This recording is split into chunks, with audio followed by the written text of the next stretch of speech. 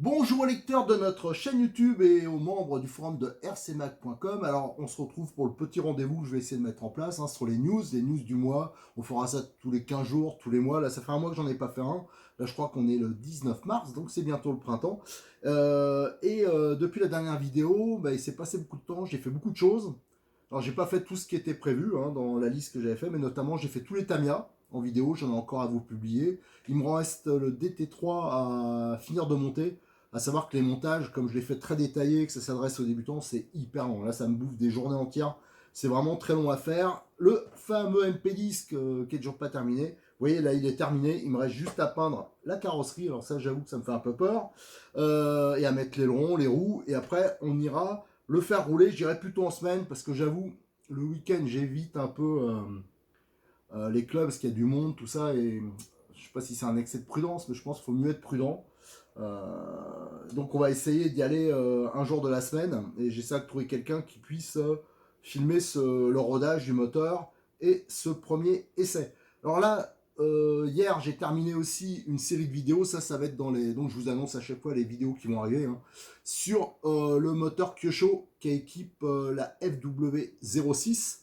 Alors qui équipe aussi d'autres voitures de chez Kyosho. On l'a entièrement démonté, on l'a décortiqué. Je l'ai fait en photo, j'ai pris les cotes, on a vu qu'il y avait un problème d'huile dedans, donc je l'ai remonté avec la bonne huile. Donc faites attention, si vous avez ce genre de voiture, vous l'achetez, regardez cette vidéo parce qu'il y a 2-3 conseils qui me semblent un peu importants pour éviter d'avoir des problèmes. Alors ça, vous allez le retrouver, la vidéo, je vais essayer de la publier d'ici 1 ou 2 jours, et je vais ouvrir le sujet photo sur le forum de rcmac.com. Autre point, là, je les ai récupérés hier. Alors, il y a beaucoup de trucs, là, je les présente grâce à notre partenaire habituel, modelisme34.fr. Cyril, que je remercie encore, parce que sans lui, on aurait... moi, je veux pas les pleurer chez les distributeurs, chez les magasins. J'étais trop déçu à ce niveau-là, donc je préfère... lui, il est open surtout. Donc, pensez à le privilégier, à privilégier les magasins qui permettent justement de faire des tutos comme on l'a fait sur les STX, comme on a fait aussi sur les T2M. Donc voilà, c'est quand même important, je pense que ça peut pas mal aider les débutants, enfin du moins j'espère. Alors là, il m'a passé une nouvelle gamme d'accu qui vient juste de sortir, Absima, qui vient pas mal concurrencer, ça se met au niveau, c'est un peu moins cher que les Gens, à capacité égale. Donc ça peut être intéressant, là il m'en a passé, on va faire un essai, et comme j'ai les Gens, on fera un petit essai comparatif. Ça, je pense que ça va être intéressant parce que le prix, quand même, est plutôt pas mal. En plus, elles ont un look sympa, ça gâche rien. Bon, le tout, c'est que la qualité soit là. Tiens, au passage, en parlant d'essai, j'ai récupéré encore du carburant. J'en avais commandé à Cyril. Il y en a beaucoup qui s'inquiètent sur le carburant. Alors, je vous invite à aller voir le sujet qu'il y a sur RC Mag. Quasiment tous les jours, il y a des textes qui sont mis, des décrets, des choses comme ça. Alors, c'est toujours... Moi, j'avoue que j'ai du mal un peu à comprendre. Donc, allez voir. Là, il y a eu des nouvelles communications qui ont été faites sur le 25%. Pour les gens qui font de la compétition, alors il faudra que les magasins tiennent une sorte de carnet, une comptabilité en fin de compte à qui l'ont vendu, tout ça. Donc ça va être un peu compliqué. Je ne sais pas trop comment ça va être géré et les infos sont pas bien précises encore sur le carburant loisir. Est-ce qu'on pourra rouler avec du 16, du 12? Ça, c'est pas bien précis. Par contre, il y a des marques qui ont commencé à commercialiser du carburant qui serait adapté à cette norme, notamment Racing Experience. Alors dès que je pourrai avoir un bidon, on fera un petit test comparatif avec le 16 et le 25, voir si on perd, s'il y a des problèmes de chauffe ou pas. Ça c'est vraiment prévu, mais je pense qu'il faudra attendre encore 1 ou 2 mois pour vraiment déjà avoir la bonne réglementation et pouvoir récupérer le carburant pour ce comparatif. Je pense que je le ferai peut-être avec le Kyosho. Alors, autre nouveauté, enfin là c'est vraiment une nouveauté, mais en plus vous allez avoir la présentation complète et l'essai, parce que la voiture, je vais la récupérer, c'est une voiture d'expo. On connaissait bien le Coyote.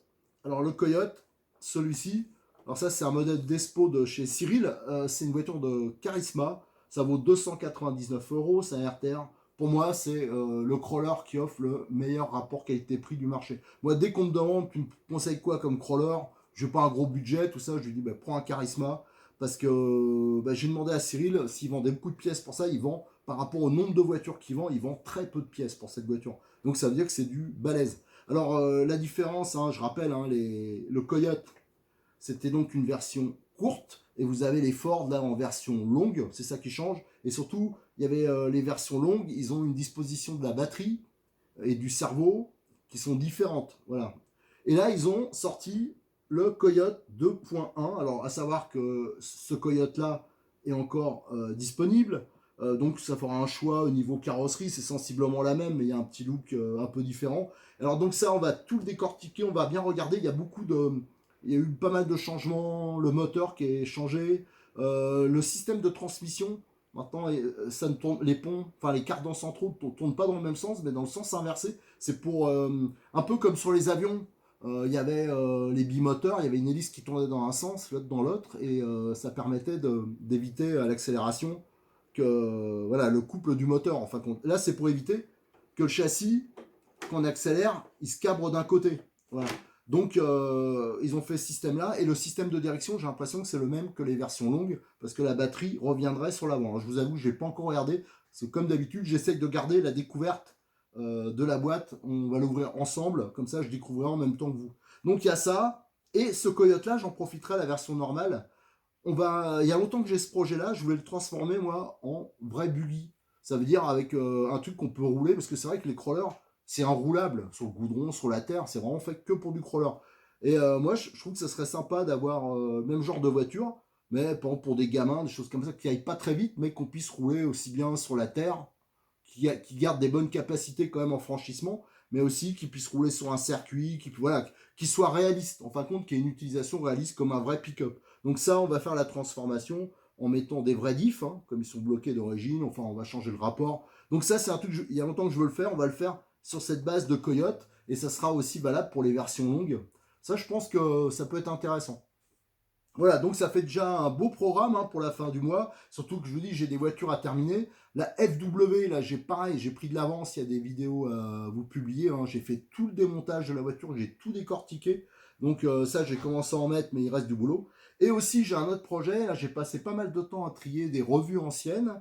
Aussi des notices, tout ça. Alors pareil, hein, ne jetez jamais vos vieilles notices, vos vieilles revues. Nous, ça peut nous servir pour toutes nos vidéos qu'on fait sur l'histoire de la RC. Nous, on essaye de garder des traces justement de tout ce qui s'est passé dans le modèle réduit hein, pour plus tard. Et voilà, alors je prépare un... il est lourd, il pèse 2 tonnes.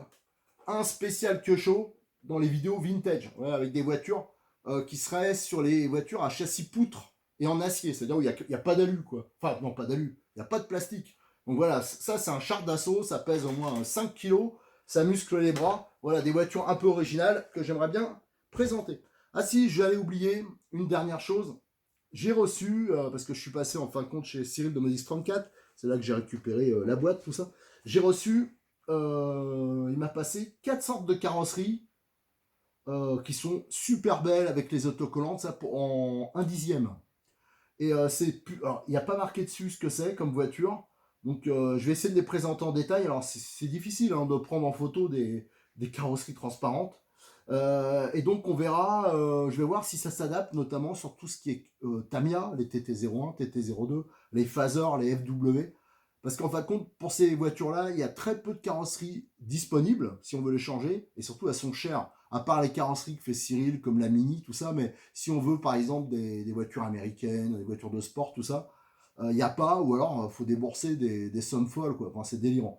Là, ça permet d'avoir ces carrosseries qui valent un peu moins de 30 €. Mais c'est complet. Hein. Il y a les autocollants, les caches, le truc. Et en voyant, hein, je les ai pas ouverts. Hein. J'ai vraiment... ça a l'air au niveau finition tip top. Maintenant, à savoir si je vais regarder si ça peut monter sur ces châssis-là. Si ça monte sur les TT01, TT02, les Phaser, tout ça, là je pense que ça va être, je vais pas dire une révolution, mais ça va offrir un choix bien plus important pour les utilisateurs de ces voitures. Et au moins, on aura des carrosseries qui ont de la gueule, réalistes et à peu près abordables. Allez, Je vous remercie. Ouais, pourquoi j'ai tapé sur la table, je sais pas. Je vous remercie. À très bientôt sur notre chaîne YouTube et sur le forum de rcmac.com. Hein. Je vous dis, beaucoup de boulot encore en retard. Parce que voilà, le défaut habituel, c'est que je veux trop détailler. Donc voilà, après je me noie un peu dans tout ça, mais je tiens vraiment à continuer à faire comme ça, hein, même si c'est pas dans l'air du temps, mais je m'en fous un peu. Ce que je veux, c'est que ça soit utile techniquement. Voilà. Je vous remercie, à bientôt.